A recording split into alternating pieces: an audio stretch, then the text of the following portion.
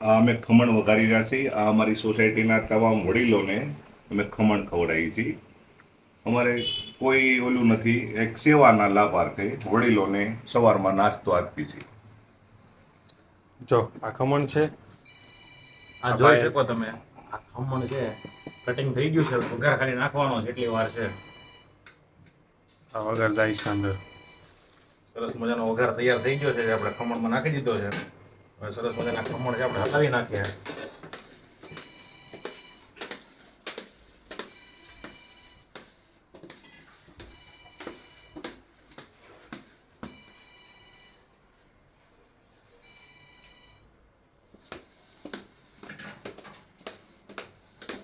આપણા ખમણ તૈયાર થઈ ગયા છે, વઘારેલા ખમણ.